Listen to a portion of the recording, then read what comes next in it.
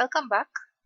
Having looked at attraction and liking and the start of relationships and understanding a bit more about what relationships are overall, the interpersonal level of analysis, and what happens at the start, we're going to dig a little bit deeper into why relationships are formed in the first place.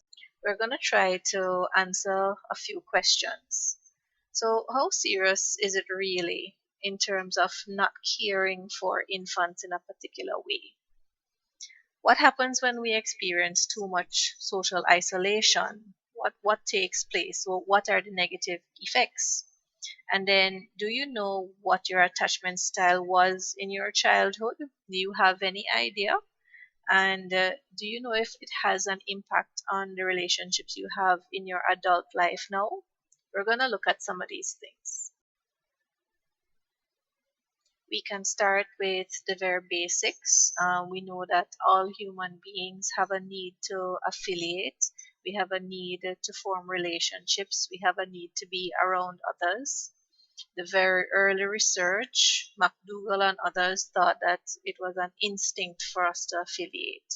And then the later social psychologists like Schachter thought that we needed to affiliate so that we could feel less anxious. Being alone made us feel anxious, and therefore we needed to be around other people.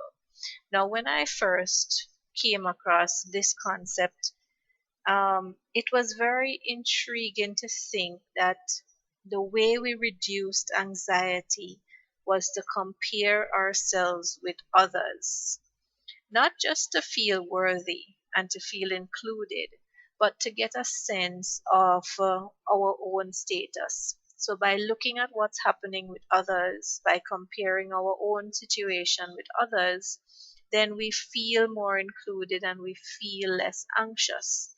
We've come across the concept of social comparison before, but in the way that it is discussed for this particular topic, we get to see how social comparison is really, really important for people's well being.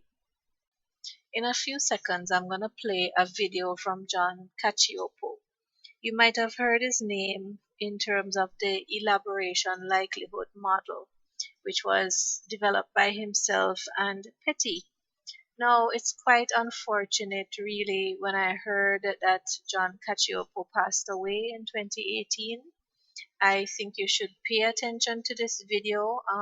His recent work looked at social isolation, and social psychology lost a heavyweight.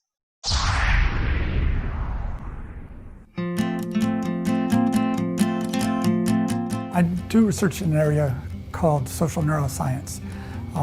Those two terms often strike people as an oxymoron. I mean, what could social and neuroscience have to do with one another? But in fact, we're fundamentally a social species. And social species, by definition, create emergent organizations, superorganismal structures. That means dyads, pairs, families, villages, institutions, cultures. And those structures have evolved hand in hand with neural, hormonal, cellular, genetic mechanisms, because those structures help us survive, reproduce, and care for our offspring long enough so that they too can reproduce, therefore ensuring genetic legacy. What we do in social neuroscience is look at the brain as if it were an internet device. So you look at it and you say, where's the Wi-Fi card? Now, what is communication? Well, that's a means of speaking to other people and or signaling other people so that you work together, so that you have a team that can accomplish something rather than an individual. One way to study what does that social environment, what do those configurations do to brain and biology, is to look at what happens when it's absent. And that's the study of social isolation. So I've spent a good deal of time over the last couple of decades studying social isolation and perceived isolation. Perceived isolation has another name that people use, and it's loneliness. And so we've spent a lot of time looking at loneliness and how that impacts the brain and how that impacts biology. And we have found that it affects, for instance, not only what the brain is doing and how the brain perceives the rest of the environment, but it also affects how you sleep, because the brain remains on alert when you feel isolated, and it affects which genes are turned on and off. So it has a very broad and powerful effect, much broader than was appreciated when we first started studying this. What sparked my interest in studying social isolation as a factor per se was a science article published in 1988 that showed social isolation predicted broad-based morbidity and mortality. Simply said, people who were alone died earlier. And that struck me as a lens through which to look at how social factors were impacting the brain and biology. I did not anticipate it to be such a powerful lens at that point in time. It's turned out that it's not objective isolation, it's perceived isolation. You can be in a crowd. If that crowd turns out to be antagonistic, that's more dangerous than if you're alone. So it's this perceived isolation that's really powerful. We find many of the same cognitive and biologic effects in humans as we find in animals. If you take a rat and you isolate it, and you put it in an open field, basically just put it on the ground, it will walk around the outside, staying close to exits because it feels threatened. It's isolated, it feels threatened. Humans, similarly, their brain goes on alert for threats, social threats in particular, and even when they fall asleep, their brain remains hyper alert, and so they show more micro awakenings during the night. We've even studied that in the same people over time. When you feel lonely, that night you will show more micro awakenings on average than when you feel fully connected to other individuals. Objective isolation and perceived isolation are really quite different in humans. Now, if you study non-human animals, you can take a mouse and house it by itself, isolated mouse, house it with cage mates, group house, and those mice are going to show very strong differences in, for instance, how big a stroke that you artificially make in the brain of that mouse will become. That isolated mouse, which is genetically identical to the group house mouse, will show 3 times larger wound from the same experimental stroke manipulation. And it's because of inflammation that is activated by this feeling of isolation. Right? Now in humans, we don't want to take them and isolate them for long periods to see the effects of isolation on their brain and biology, because it would have very negative consequences, including early mortality. So we can't do that. When we do experimentally manipulate felt loneliness or isolation, we do it for a short period of time. We manipulate, hypnotize them, make them feel lonely, have them fill out scales or do some task, and then reverse the effect. We have found the objective isolation and the perceived isolation, when people are selecting into circumstances, to be very different. I'll give you an example. There are some predictors of whether you feel isolated, whether you're married. On average, people who are married feel less lonely. Frequency of contact with friends and family, the greater that frequency, on average, the less lonely you feel. And your collective identity, whether you have an important social identity. In Britain, for instance, when the Olympics were in London, and the Brits were winning medals. If you recall the London Olympics, they didn't win medals the first few days and people worried. Then they started winning medals. People in Britain started to come together. Strangers were hugging one another. There was this sense of identity as a Brit. All 3 of those are associated with feeling less lonely. But some people in marriages feel estranged from their spouse. And that is a particularly isolating feeling when you have that experience. When you have contact with family, but that contact is negative, it can be particularly isolating. These holidays that people enjoy, Thanksgiving is a case in point, you're supposed to enjoy that safe social surround with friends and family. When you're there, but you don't have that feeling of connection, it's particularly isolating. So you see the objective isolation and the subjective can vary quite dramatically, and when it does, it's particularly painful. One of the things that sustained my interest in social isolation are the many different effects it has had. One of the early studies we did, once we realized it was perceived isolation and not objective isolation in humans, we experimentally manipulated isolation. That is the perception of isolation. And the reason we did that study was because I might be studying whether you feel isolated, whether you feel lonely, but that is a feature that doesn't travel by itself. People who feel isolated or feel lonely also tend to feel shyer. They have poor social skills. They feel sadder, a little more depressed. They feel more hostile. They're more negative toward others, and they're in more negative moods. So they have a whole set of factors that vary with feeling isolated or lonely. And one wants to know, well, how important is the loneliness, and to what extent is it just they're being depressed, or they're being shy, or they're having poor social skills? So we experimentally manipulated whether people feel lonely or not. And in fact, we did this in the same individuals, right? So we made a group feel lonely, and then we made them feel very connected, or vice versa.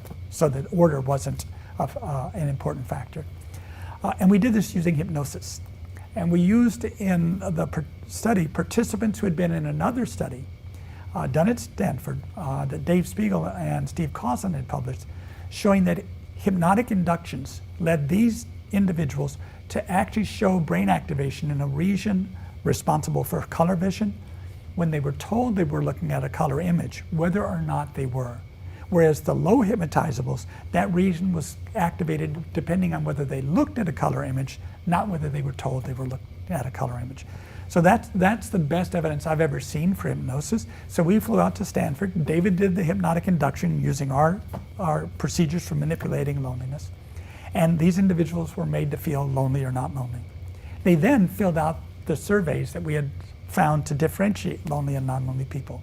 And we had a couple scales in there that didn't differentiate, because if it were just people saying, you know, you told me I felt lonely, so I'm going to look sad and hostile and all these things, then they would differ on those questions as well.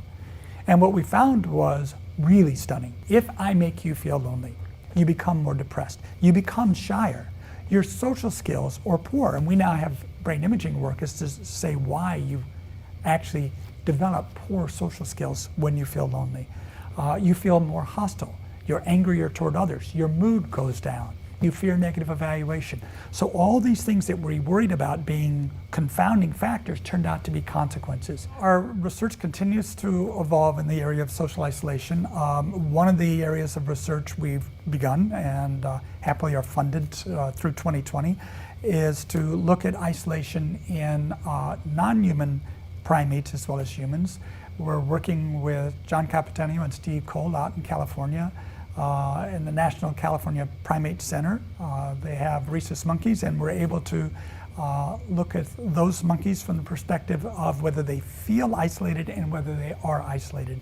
You can do experiments where you can isolate them for 30 days and look at the biological effects, something that we would be remiss to do in humans, but we can do safely and not to the long-term detriment of the animals at the National Primate Center.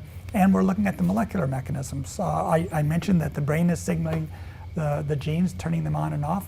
We have very good information about what those pathways might be, and working with the animals, we can now do the more specific molecular studies that are necessary to make certain that those hunches are empirically tested and refined. Interventions is something that we're moving in just because it is such an important problem. The effect of isolation on mortality is 4 times larger than obesity, and it's more prevalent.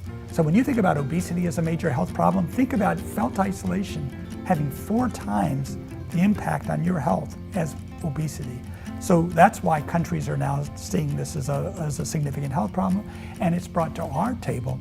Well, okay, you've shown that it has negative effects. What do you do about it? How can you help ameliorate or cure this? And so we've turned our attention to that, and that's something I hope that we can make significant progress over the next decade or so as well.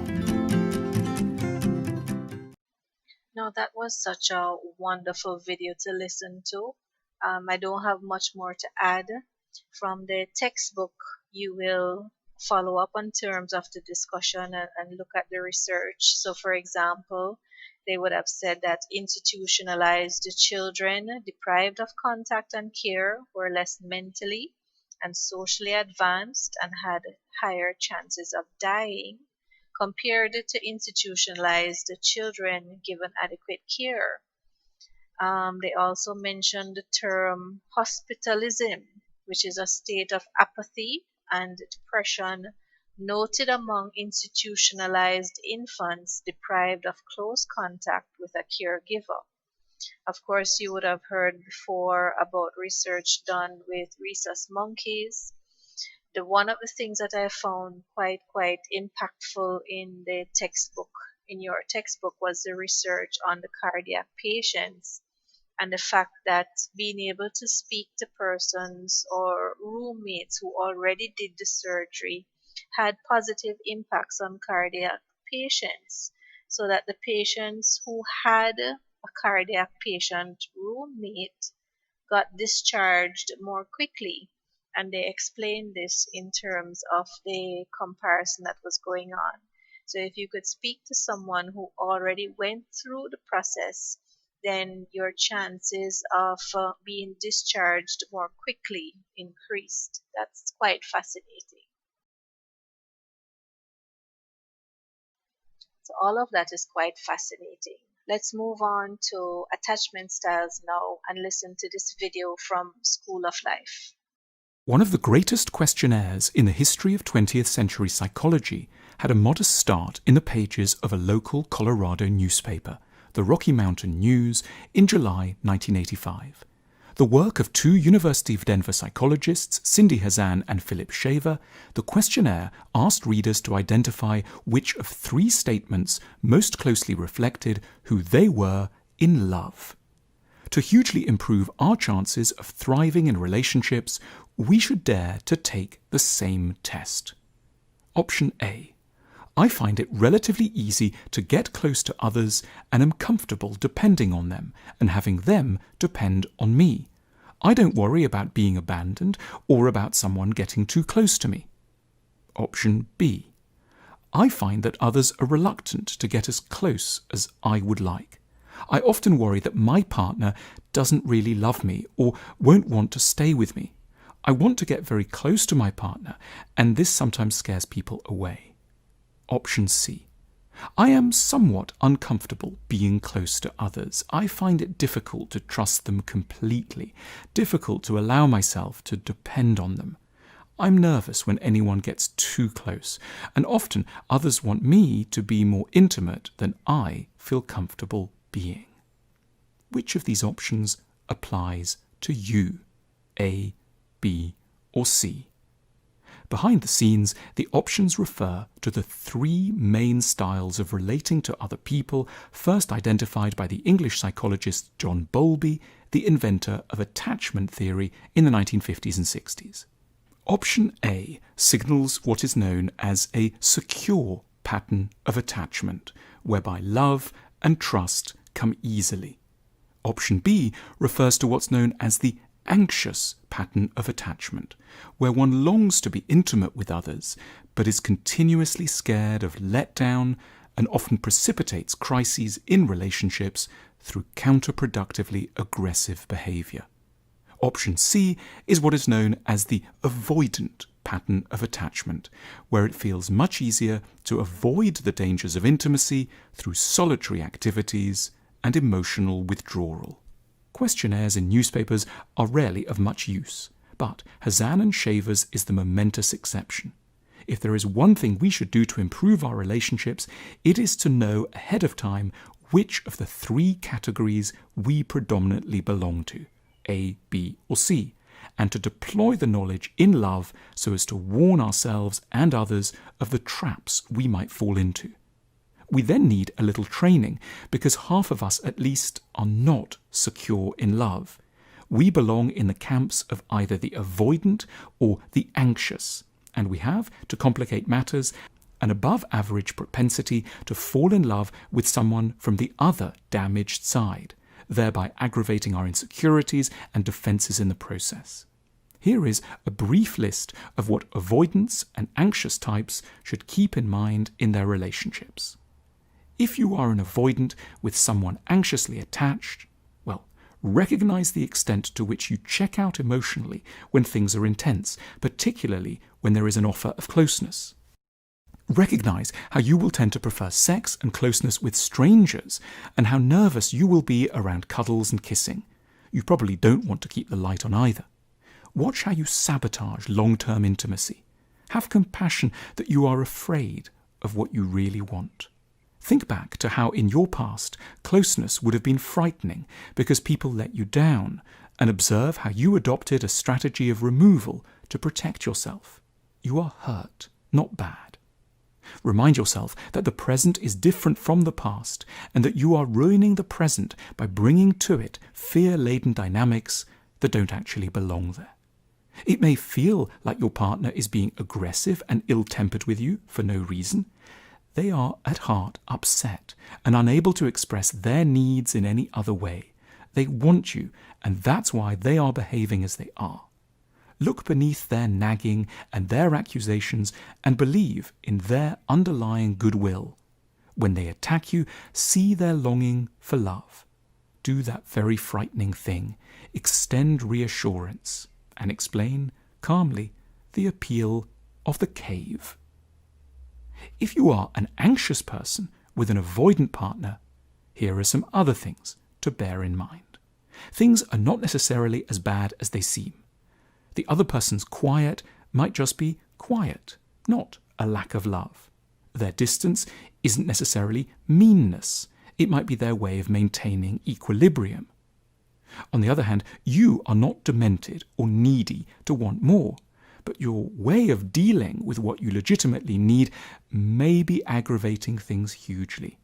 You might be triggering your partner by asking for intimacy too directly and also probably with too much anger.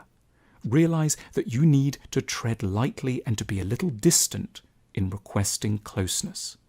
Your partner isn't mean or freakish, merely damaged as a you, and that's very normal. A full 40% of the population are in your positions, either insecurely attached or anxiously attached. Knowing whether we can be classed as secure, avoidant, or anxious in love should be a basic fact we grasp about ourselves. The next step is to accept with grace that if we are either avoidant or anxious, we're going to need considerable emotional schooling to get out of scratchy patterns and stand a chance of building up a good enough relationship. Our relationships book calmly guides us with calm and charm through the key issues of relationships to ensure that success in love need not be a matter of good luck. For more, click the link now.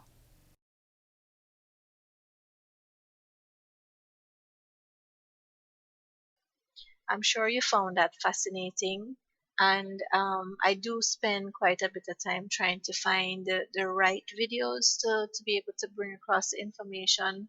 And as some people have said before, this particular source is very, very useful.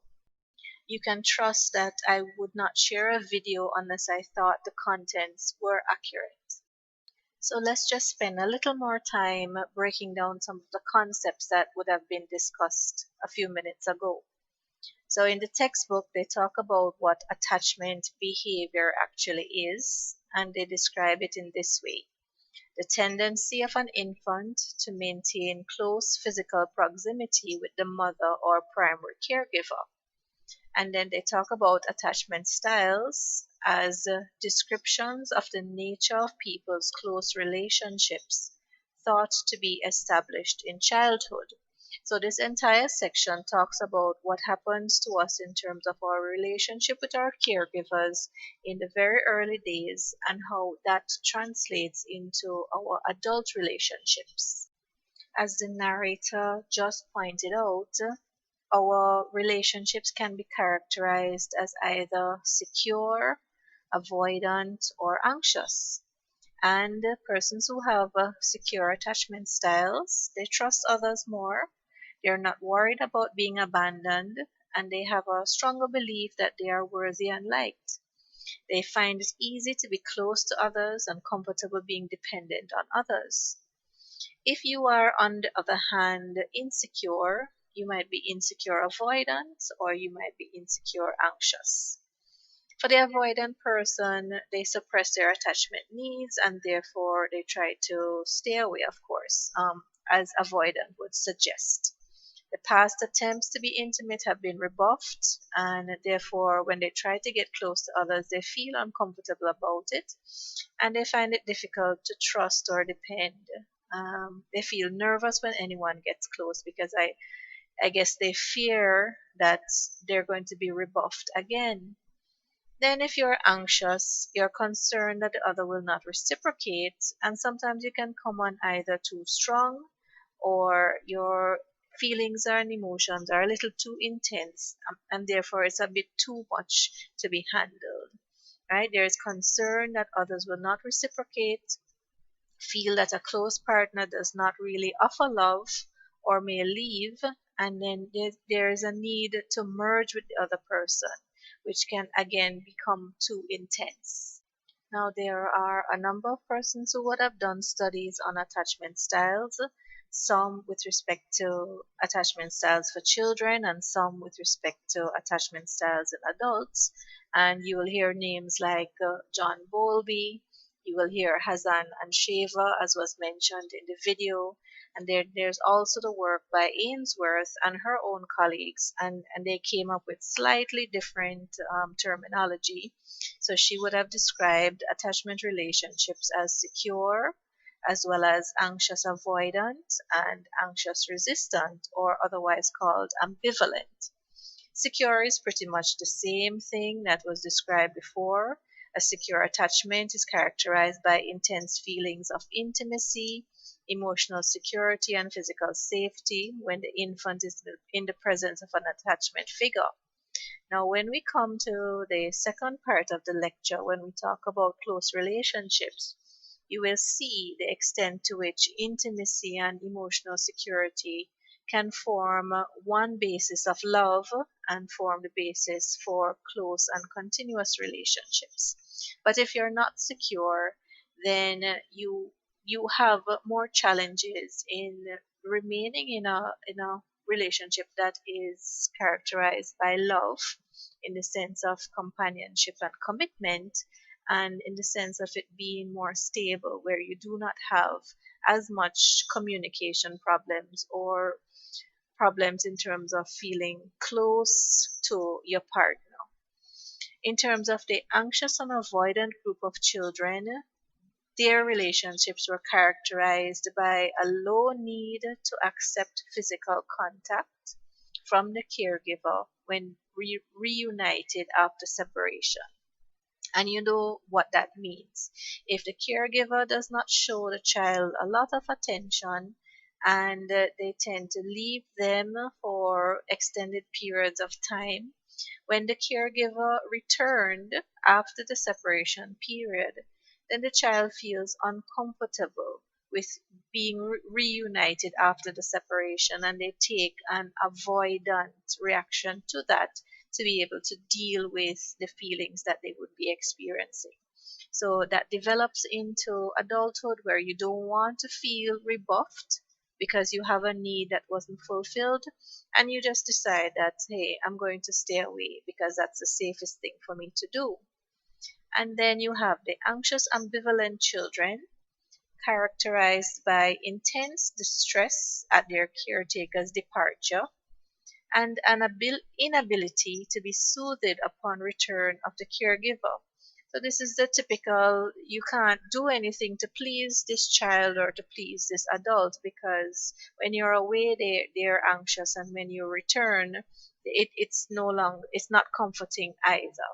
So children with this type of attachment style seemed to show an unusual amount of internal conflict regarding the perceived physical and emotional availability of the attachment figure.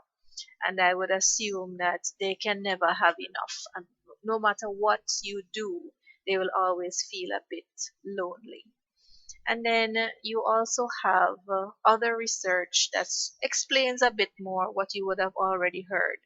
What securely attached adult relationships look like, what adults who are avoidantly attached do in relationships, and what adults who are anxiously attached do in relationships. So it all ties together in terms of what happened to you during childhood, and as the theories go, how that translates into your adult romantic relationships.